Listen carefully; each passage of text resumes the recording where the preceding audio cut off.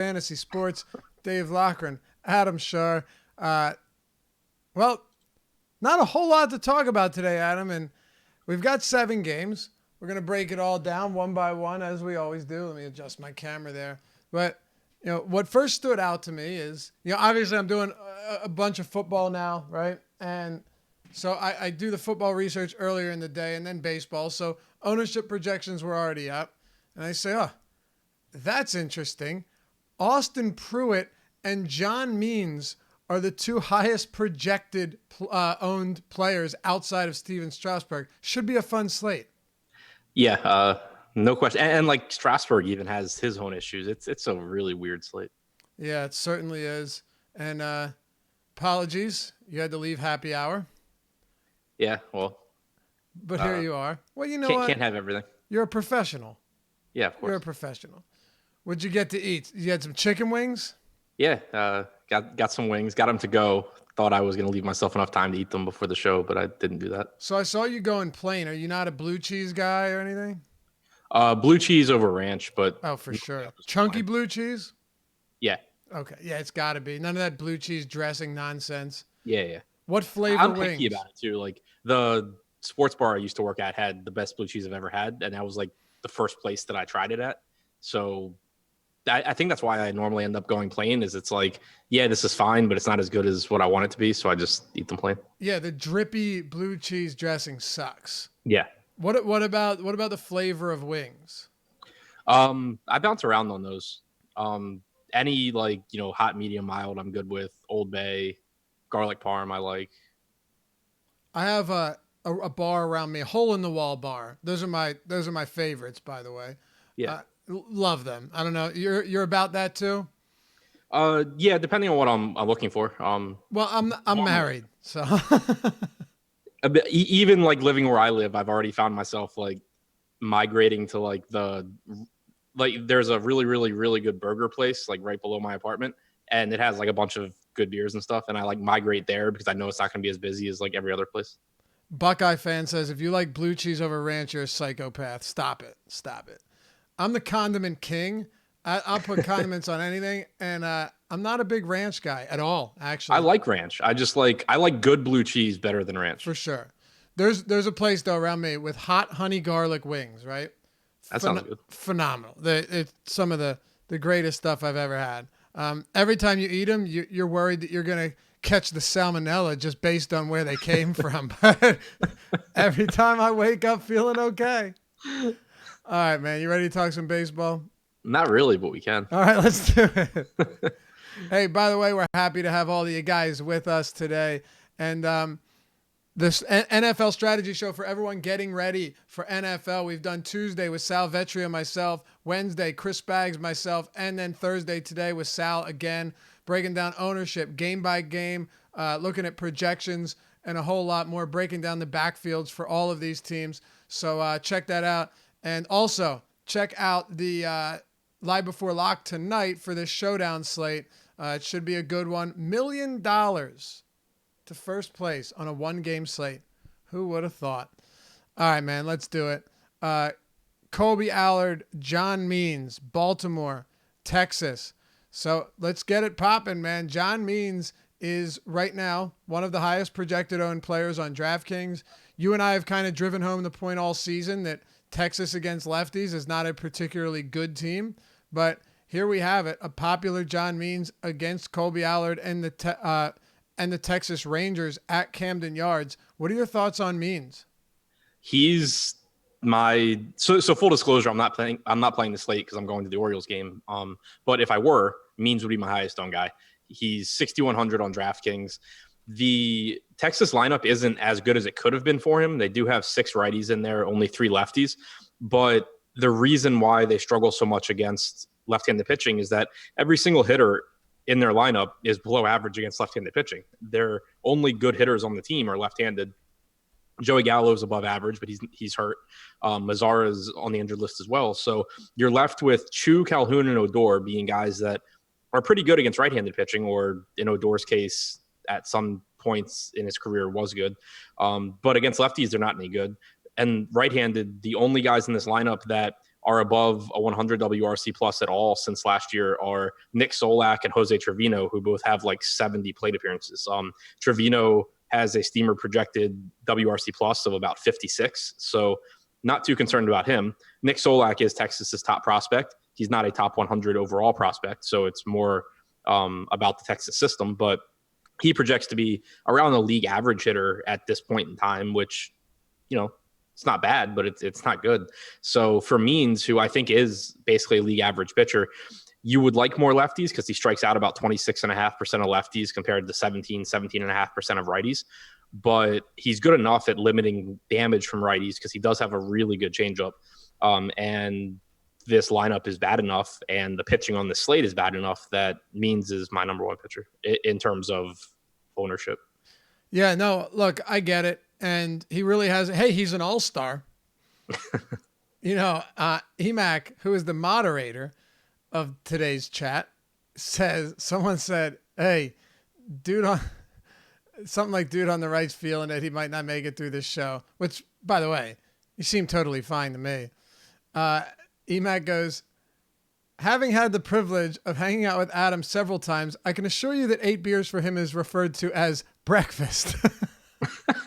I didn't even drink a lot. It's more that I haven't eaten all day. Dude, you seemed perfectly fine to me. I think I mentioned happy hour and then everyone just assumed, but you seemed totally 100% fine to me. Yeah, guys, I had 2 beers. I got there at like 4:20.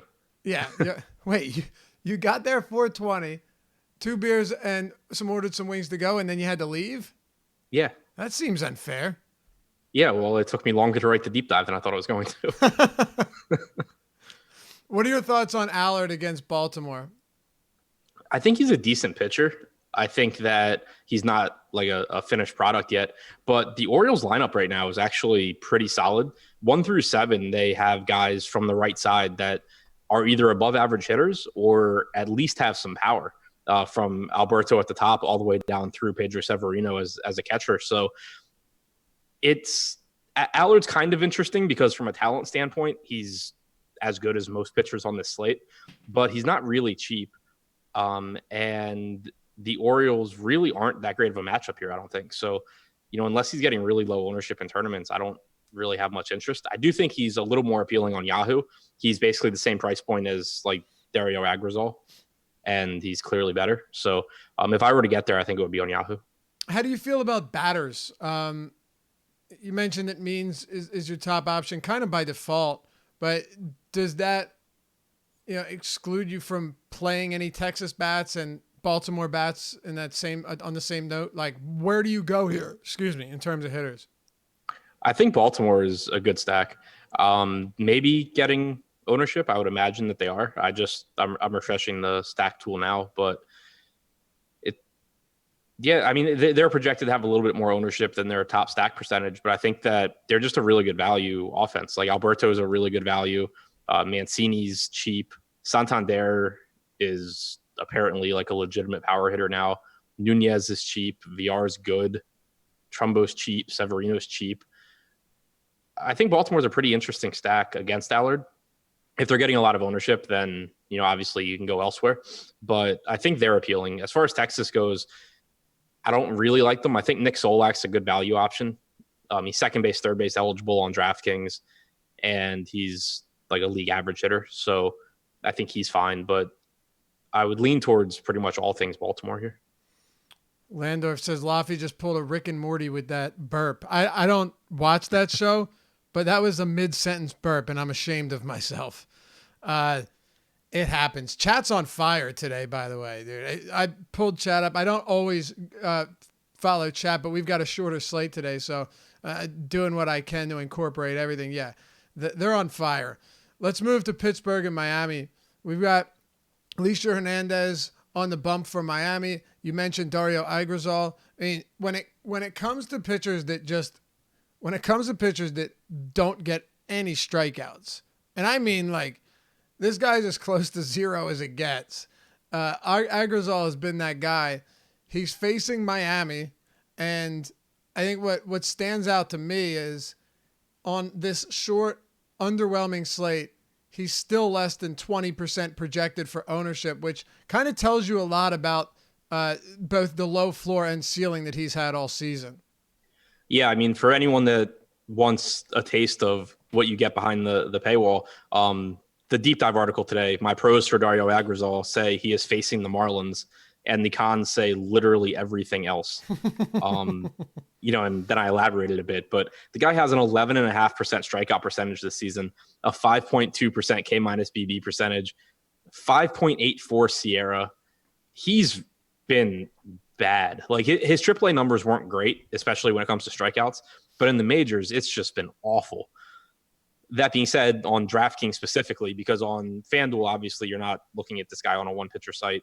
On Yahoo, he's $32, where Kobe Allard is also $32, where Max Fried is $33, Chase Anderson's $29, Pruitt's $33. Like, you don't need to even go there on Yahoo, but on DraftKings, he is the cheapest viable pitcher at 5,300, and he's facing the Marlins, so you can make a case for him. But I think that there's just not a ton of expensive hitting on this slate, and there's not a ton of expensive pitching to pay up for.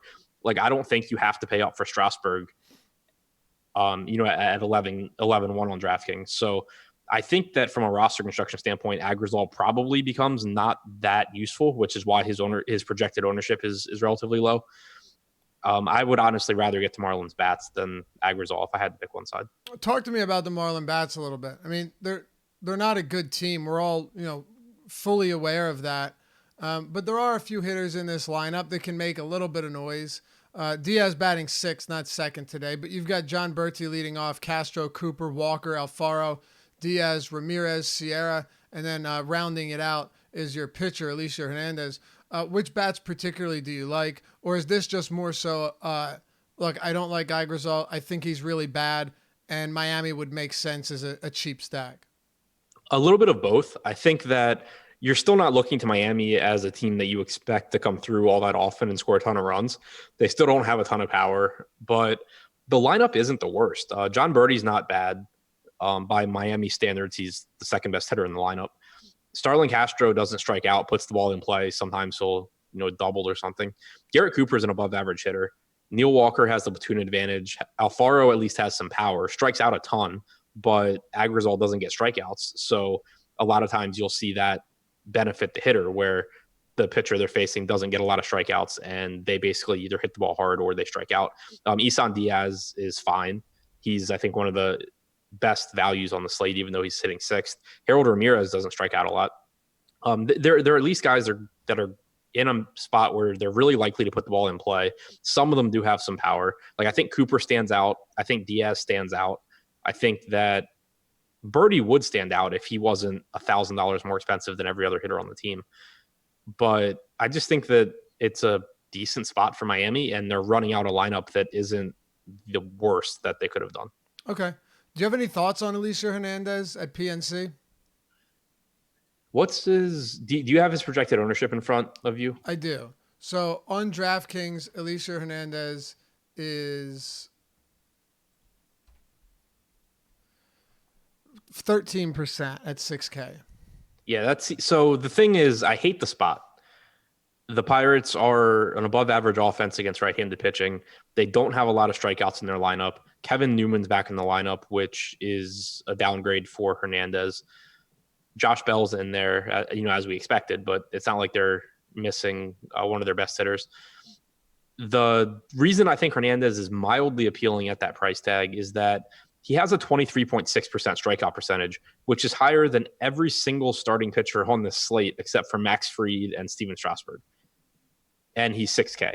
So it's kind of appealing from that standpoint. He has about a 4.5 Sierra. He's been, basically league average as far as run prevention goes, and he has pretty good strikeout stuff. It's just such a brutal matchup for a strikeout pitcher that it's hard to prioritize him. Right. No, that makes sense. Do you have Pittsburgh interest? A little bit. If they're not getting ownership right now, the top stack tool has them basically neutral. They're getting about as much ownership as they should be. I think Josh Bell at 4,800 really stands out.